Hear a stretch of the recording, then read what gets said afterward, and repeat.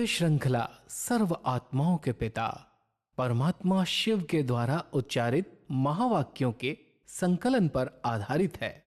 Om Shanti. गॉलीवुड studio द्वारा प्रस्तुत अमूल्य रत्न में आप सभी का हार्दिक स्वागत है। परमात्मा की याद आत्मा को शक्तिशाली बनाती है, आत्मा के विकर्मों को विनाश करती है, उसे सर्व प्राप्ति स्वरूप बनाती है। इसलिए भक्ति में भी कहते हैं कि सुमिरन की सुधि यूं करो जैसे कामी काम, एक पलक बिसरे नहीं निस्दिन आठों जाम। परंतु क्या कारण है कि याद के महत्व को समझते हुए भी कई बार हमें याद करते समय थकावट का अनुभव होता है। इस कारण और निवारण को आज हम ईश्वरीय महावाक्यों द्वारा समझेंगे और इन महावाक्यों के स्पष्टीकरण के लिए हमारे मध्य हैं प्रजापिता ब्रह्मा कुमारिस ईश्वरीय विश्वविद्यालय के वरिष्ठ राजयोगी शिक्षक आदरणीय राजू भाई साहब। सब आपका आज के एपिसोड में बहुत बहुत स्वागत है। तो सब आज हम बात करेंगे 19 मार्च 1988 के महावाक्यों पर, जिसका टॉपिक है याद में रमणीकता लाने की युक्तियाँ। परमात्मा स्टार्टिंग में कहते हैं कि हर एक बच्चा विधाता भी बने हो तो वरदाता भी बने हो। साथ साथ परमात्मा देख रहे थे कि बच्चों का मर्तबा कितना महान है, इस संगम युग के ब्राह्मण जीवन का कितना महत्व है। विधाता वरदाता के साथ विधि विधाता भी आप ब्राह्मण हो। सब परमात्मा हमें 3 टाइटल दे रहे हैं, विधाता, वरदाता और विधि विधाता। इन तीनों टाइटल्स को थोड़ा स्पष्ट करें। जो परमात्मा के टाइटल हैं वही हम बच्चों के भी टाइटल हैं जी। वो हम बच्चों का भाग्य बनाते इसलिए उनको हम भाग्य विधाता कहते हैं। हमें वरदानों से भरपूर करते इसलिए हम वरदाता कहते हैं। हमें ईश्वरीय विधि सुनाते जिस विधि के आधार से हम विधाता बन जाते हैं, विधान बनाने वाले बन जाते हैं। तो परमात्मा अपने बच्चों को अपने समान अपने टाइटल दे देते हैं जी।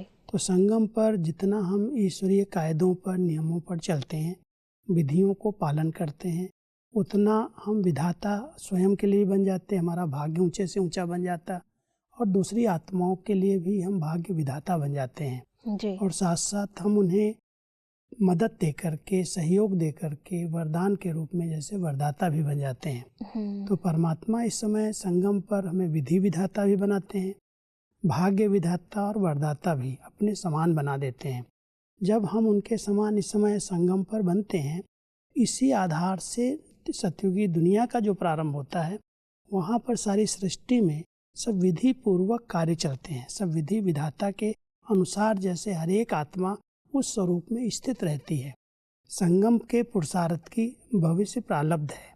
इसलिए परमात्मा हम सबको कह रहे हैं इस संगम पर आप बच्चे वरदाता, विधाता, विधि विधाता बन जाते हो, जिससे विधि पूर्वक सारी सृष्टि की संरचना चलती है। परमात्मा इसलिए कहते हैं कि आपके मूल सिद्धांत सिद्धि प्राप्त होने के साधन बन जाते हैं।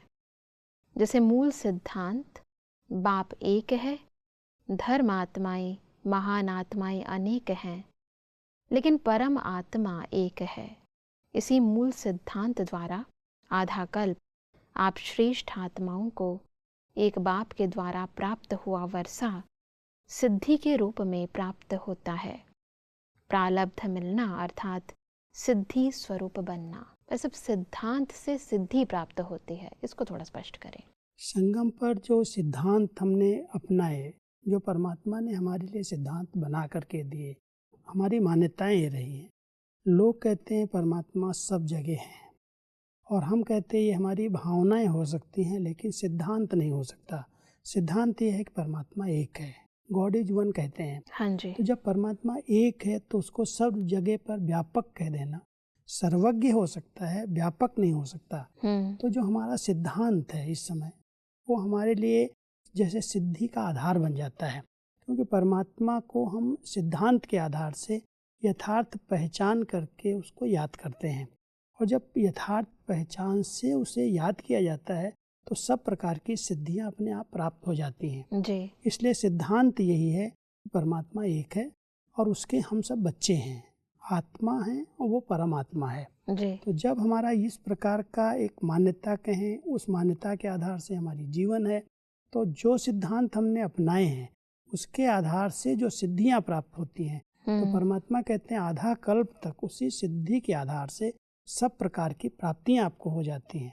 संगम पर एक परमात्मा से पूरा अधिकार वर्षे के रूप में हम प्राप्त कर सकते हैं, क्योंकि हमने सिद्धांत बनाया कि वो एक है और वो सबका दाता है, सबको देने वाला है। उस सिद्धांत पर हम चलते हैं और उस सिद्धांत के आधार से इतने सिद्धि स्वरूप बन जाते हैं जो सब प्राप्तियां अपने आप सतयुग और त्रेता के अंदर आधा कल्प तक हमारे पास रहती हैं।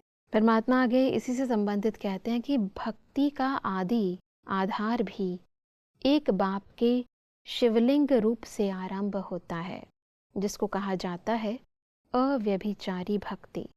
तो भक्ति मार्ग में भी इसी एक सिद्धांत द्वारा ही सिद्धि प्राप्त होती है कि बाप एक है। ऐसे जो भी आपके मूल सिद्धांत हैं, उस एक एक सिद्धांत द्वारा सिद्धि प्राप्त होती रहती है। वैसे भक्ति मार्ग की ये जो आदि है, जिसे परमात्मा ने कहा कि अव्यभिचारी भक्ति, इसको थोड़ा स्पष्ट करें। जब द्वापर युग प्रारंभ होता है, भक्ति काल का शुरुआत है द्वापर युग। सतयुग और त्रेता के अंदर भक्ति की जरूरत नहीं, वो प्रारब्ध है, वो सिद्धि स्वरूप स्थिति है जी। लेकिन जब भक्ति काल शुरू हुआ तो ये सिद्धांत जो हमने बनाया संगम पर कि परमात्मा एक है, तो उस एक की ही शिवलिंग की प्रतिमा बना करके अव्यभिचारी भक्ति, जिसमें एक परमात्मा को हम सब ने याद किया और उसकी मूर्ति बना करके एक हीरे का शिवलिंग बना करके उसकी पूजा शुरू की। तो परमात्मा कहते हैं उस शिवलिंग से एक से सर्व प्राप्तियां भक्ति मार्ग में भी भक्तों को भी होती हैं। तो ये जो सिद्धांत हमने बनाया संगम युग पर, हमने मान्यता हमारी रही परमात्मा एक है जी। उसके आधार से जब द्वापर युग प्रारंभ हुआ, भक्ति काल शुरू हुआ, तो एक की भक्ति शुरू हुई जी। और एक को जिसने माना और उसी आधार से पूजा की, तो उसको सर्व सिद्धियां उसको परमात्मा से प्राप्त होने लगी। सब कुछ प्राप्ति एक परमात्मा से उसने की, इसलिए वहां पर अव्यभिचारी भक्ति है। कोई भी देहधारी आत्मा की भक्ति शुरू नहीं हुई, पहले परमात्मा की है, उसके बाद और सिद्धांत हमारे बने। परमात्मा आगे कहते हैं कि जैसे इस जीवन का मूल सिद्धांत पवित्रता है, इस पवित्रता के सिद्धांत द्वारा आप आत्माओं के भविष्य में सिद्धि स्वरूप के रूप में लाइट का ताज सदा ही प्राप्त है, जिसका यादगार रूप डबल ताज दिखाते हैं।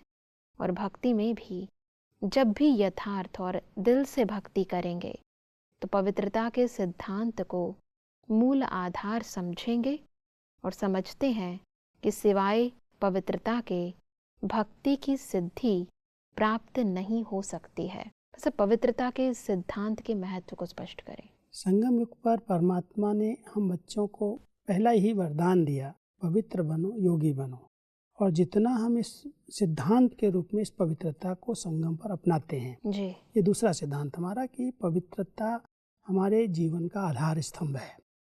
जितना संगम पर हम पवित्र आत्माएं बनी, उस सिद्धांत के आधार से सतयुग और त्रेता के देवी देवताओं को डबल क्राउन प्राप्त हुआ। वो जो लाइट का ताज दिखाते हैं रतन जड़ित ताज के साथ, वो संगम युग के पवित्रता के सिद्धांत के आधार से वो डबल लाइट का क्राउन प्राप्त हुआ जी। फिर जब द्वापर युग शुरू हुआ, भक्ति काल शुरू हुआ, तो भक्त आत्माएं भी कोई भी सिद्धि प्राप्त करने के लिए भक्ति के विशेष दिन पर पवित्रता का बहुत महत्व रखती हैं। कोई भी तिथि त्योहार, कोई भी जन्म किसी का मनाते हैं देवी देवताओं का, तो उस दिन इस पवित्रता के व्रत को जरूर पालन करते हैं, क्योंकि समझते हैं इस पवित्रता की पालना से ही भगवान प्रसन्न होंगे और सिद्धि प्राप्त होगी। इसलिए जो भी कोई तिथि त्योहार होते हैं भक्ति के अंदर शुरू किए गए, उसमें भी सिद्धि प्राप्त करने के लिए इस व्रत को एक दिन के लिए भी भले अपनाते हैं, लेकिन पवित्रता को जरूर अपनाते हैं जी। क्योंकि इस समय का वो सिद्धांत बना हुआ है। सतयुग और त्रेता के अंदर तो सर्व आत्माएं पवित्र हैं ही, उनके ऊपर डबल क्राउन है, और द्वापर युग से मान्यता के आधार से उन्हें सिद्धि प्राप्त करने के लिए पवित्रता को अपनाना पड़ता है। परमात्मा के कहते हैं कि आप विधि विधाता भी बनते हो, सिद्धि दाता भी बनते हो। इसलिए आज तक भी जिन भक्तों को जो जो सिद्धि चाहिए, वो भिन्न भिन्न देवताओं द्वारा भिन्न भिन्न सिद्धि प्राप्त करने के लिए उन्हीं देवताओं की पूजा करते हैं। तो सिद्धिदाता बाप द्वारा आप भी सिद्धिदाता बनते हो ऐसे अपने को समझते हो ना, बस अब हम भी परमात्मा की तरह सिद्धिदाता बनते हैं। इसको थोड़ा स्पष्ट करें। संगम युग पर जिस आत्मा ने जिस प्रकार का विशेष पुरुषार्थ किया, जब भक्ति काल शुरू होता है तो वही सिद्धि, जैसे कोई को शक्ति चाहिए तो दुर्गा के आगे वो जाएगा। अगर कोई को किसी पर विजय प्राप्त करनी है, कोई भी भय का वातावरण, तो उसमें हनुमान जी के पास जाएगा। कोई बहुत सारे विघ्न आ रहे हैं तो श्री गणेश जी के पास जाएगा, मतलब उनकी पूजा करेगा। तो इस संगम के पुरुषार्थ से हम आत्माएं सिद्धि स्वरूप बन जाती हैं। भक्तों की उस प्रकार की प्राप्तियां होने लगती हैं। जो भक्ति उस भावना से जिसको करता है, जिसकी भी करता है, जिसके प्रति उसकी भावनाएं रहती हैं, उसके आधार से उसको सिद्धियां प्राप्त होने लगती हैं। दुर्गा के आगे शक्ति मिलती है, सरस्वती के आगे विद्या की प्राप्ति हो जाती है। विघ्न आ रहे हैं तो विघ्नहर्ता के आगे जाने से विघ्न खत्म हो जाते हैं। तो सर्व सिद्धियां प्राप्त करने के लिए हम उन्हीं देवी देवताओं को याद करते हैं, और उन्होंने संगम पर ये सब सिद्धियां परमात्मा से प्राप्त की हैं। इसीलिए परमात्मा कहते हैं कि जिनको स्वयं सर्व सिद्धियां प्राप्त हैं, वही औरों को भी सिद्धि प्राप्त कराने के निमित्त बन सकते हैं। सिद्धि खराब चीज नहीं है, क्योंकि आपकी रिद्धि सिद्धि नहीं है। रिद्धि सिद्धि जो होती है वह अल्पकाल के लिए प्रभावशाली होती है, लेकिन आपकी यथार्थ विधि द्वारा सिद्धि है। बस रिद्धि सिद्धि और विधि द्वारा सिद्धि, इन दोनों को स्पष्ट करें। कई लोग रिद्धि सिद्धि प्राप्त करने के लिए अलग प्रकार की तपस्याएं करते हैं। कोई शमशान में जाकर के जागरण करता है, तपस्या करता है, और उसको ऐसे चमत्कारिक कुछ सिद्धियां प्राप्त हो जाती हैं जिसको रिद्धि सिद्धि कहते हैं। वो अल्पकाल के लिए कोई भी चीज की प्राप्ति किसी को करा सकती हैं, किसी को फायदा पहुंचा सकती हैं, किसी को नुकसान भी पहुंचा देती हैं। वो हैं क्षणिक प्राप्तियां हुई, और उसका अगर उसने गलत प्रयोग किया तो खुद भी परेशान होता है, दुखी होता है जी। वो रिद्धि सिद्धि है, क्योंकि वो विधि से सिद्धि नहीं प्राप्त किया। संगम युग पर हम बच्चे परमात्मा के साथ उनके द्वारा बताई हुई विधियां, उनके नियमों को जितना हम दृढ़ता के साथ पालन करते हो, विधि पूर्वक हम चलते हैं जी, उतना हम खुद सिद्धि स्वरूप बन जाते हैं, और हमारे द्वारा अनेक आत्माओं को सिद्धि प्राप्त होने लगती है। इसलिए संगम के पुरुषार्थ का जो परिणाम है वो चमत्कार नहीं है, वो हमारी निजी जीवन की धारणाएं हैं। जितनी हमारी धारणाएं उस विधि प्रमाण चलने से, नियमों पर चलने से बनती जाती हैं, उतनी हमारी ये जीवन सिद्धि स्वरूप बन जाती है। सिद्धि का अर्थ यहाँ सफलता भी है जी। हर संकल्प की, हर बोल की, हर कर्म की सफलता प्राप्त होने लगती। जो संकल्प उठते हैं वो हो जाते हैं, जो बोल बोलते हैं वो सिद्ध होने लगते हैं। तो परमात्मा कहते हैं रिद्धि सिद्धि नहीं है, कोई चमत्कार नहीं है। किसी को आपने कोई हाथ रख दिया, कोई को आपने भभूत दे दिया, उसकी बीमारी ठीक हो गई, उसको कोई प्राप्ति हो गई, तो परमात्मा तो क्षणिक है, अल्पकाल के लिए है। लेकिन अगर विधि पूर्वक कोई सिद्धि प्राप्त करता है तो सदाकाल के लिए उसकी जीवन बन जाती है, सदाकाल के लिए उसके दुख और अशांति दूर हो जाती है। इसलिए विधि से सिद्धि संगम पर प्राप्त होती है जी।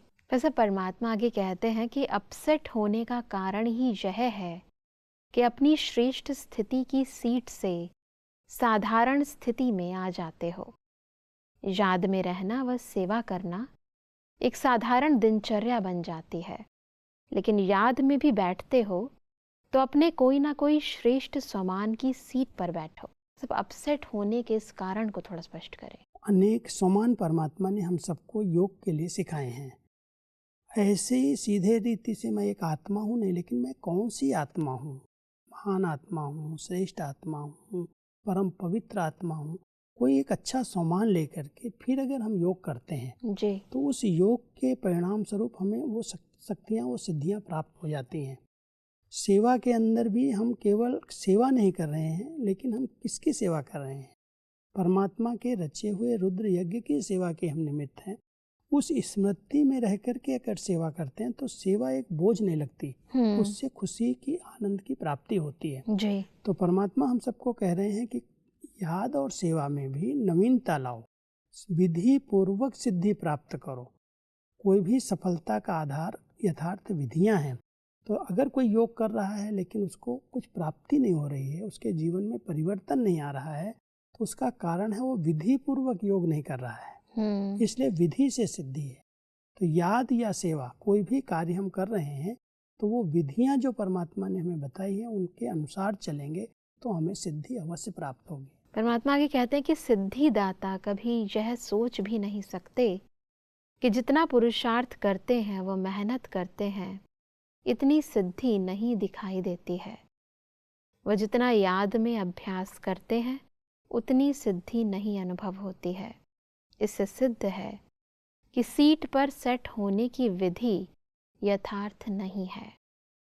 रमणीक ज्ञान है, रमणीक अनुभव स्वतः ही सुस्ती को भगा देता है। मतलब सिद्धिदाता की इस स्थिति को थोड़ा स्पष्ट करें और रमणीकता ज्ञान में हम कैसे लाएं इसको भी थोड़ा स्पष्ट करें। अमृत वेले का जैसे योग हमारा एक नियम बना हुआ है, कई आत्माएं इस नियम को पालन करती हैं, उठ करके बैठ जाती हैं, लेकिन बैठने के बाद उनका चिंतन ऐसा शून्य की तरफ चला जाता है जो थोड़ी देर के बाद सुस्ती आने लगती है, नींद की लहर आ जाती है। जी।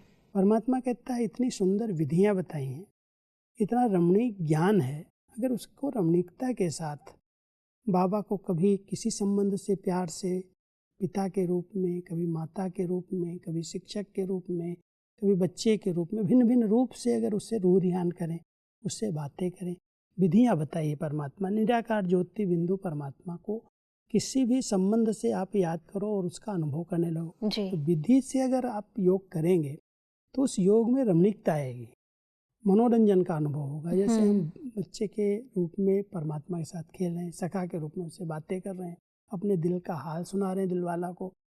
भिन्न भिन्न रूप से अगर हम योग करेंगे तो वैरायटी में नवीनता है और नवीनता में रमणीकता है जी। तो उसमें सुस्ती भाग जाएगी। सिर्फ शांत स्वरूप होकर के कोई ऐसे योग में बैठ, मैं आत्मा हूँ, मैं शांत स्वरूप हूँ, शांति के सागर का बच्चा हूँ, धीरे धीरे धीरे धीरे संकल्प शांत होते होते निद्रा आ जाएगी, सुस्ती आ जाएगी जी। कमाई का समय ऐसे ही व्यर्थ चला जाएगा। अगर कमाई का अनुभव करना है, सिद्धियों का अनुभव करना है, सफलता का अनुभव करना है तो बहुत रमणीकता से, बहुत जागृत अवस्था में बैठ करके परमात्मा से भिन्न भिन्न रूप से बातें करें, रूह रियान करें, शक्ति लें। जब जैसा समय वैसे हम अपने स्वरूप का परिवर्तन करें।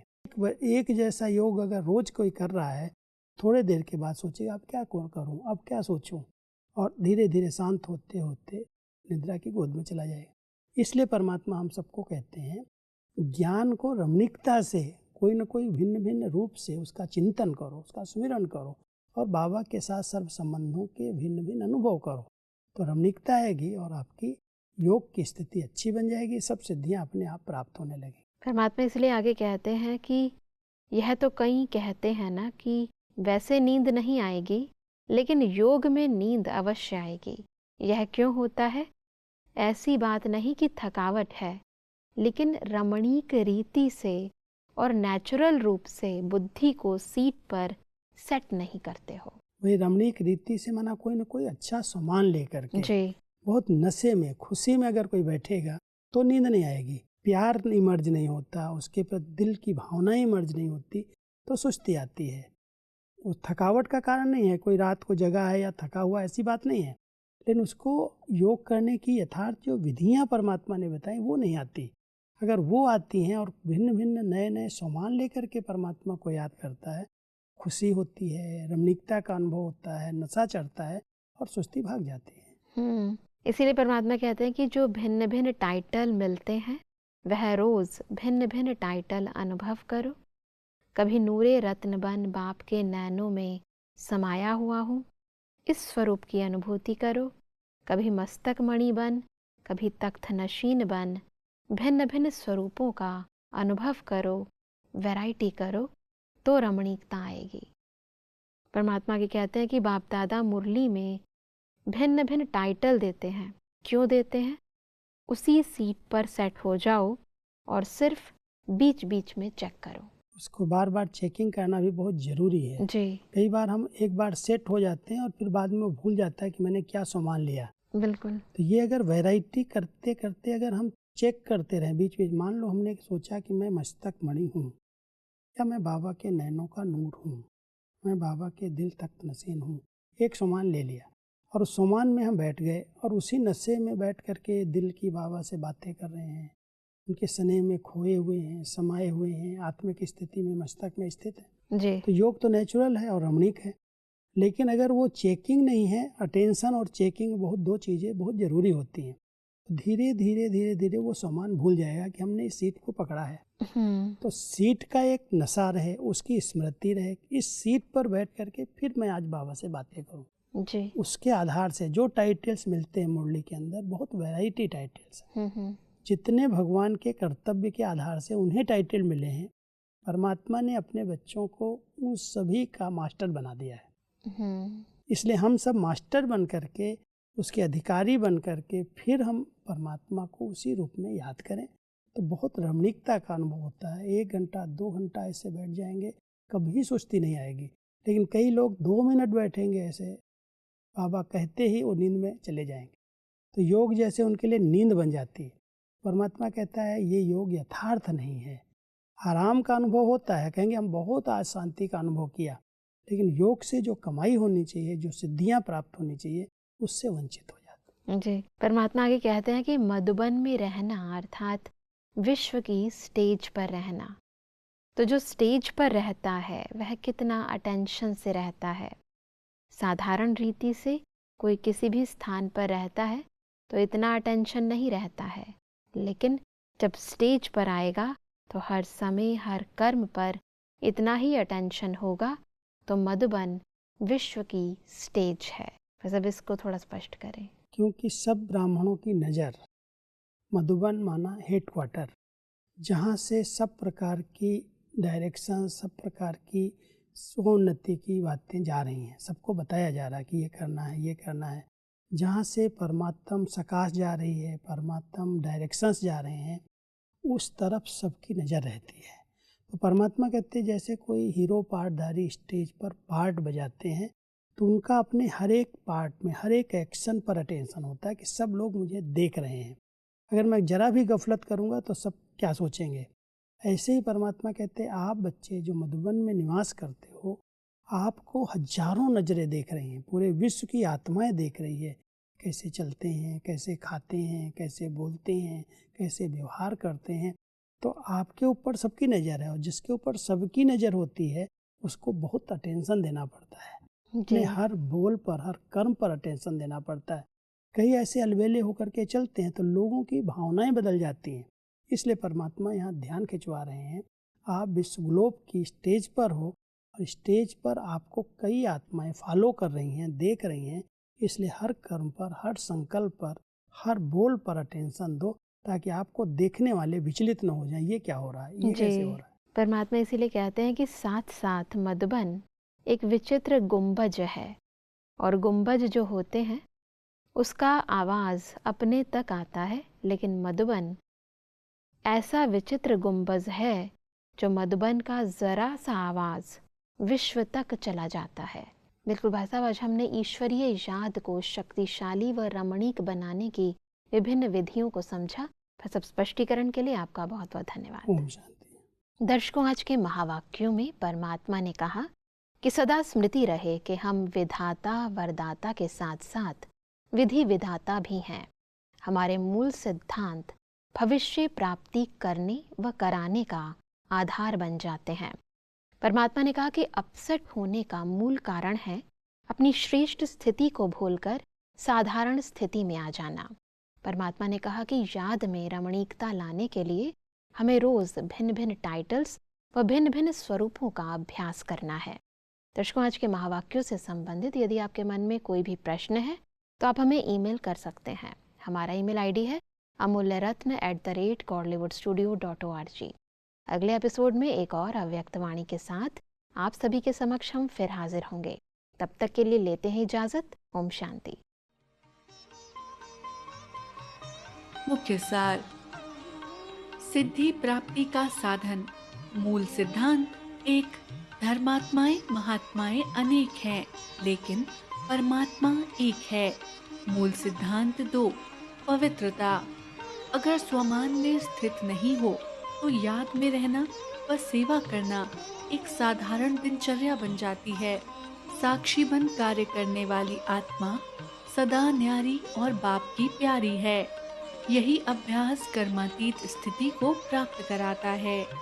जो परिवर्तन शक्ति को यथार्थ रीति से कार्य में लगाते हैं, उनको अनेकों द्वारा दुआएं प्राप्त होती हैं और सबकी दुआएं सहज आगे बढ़ाती हैं।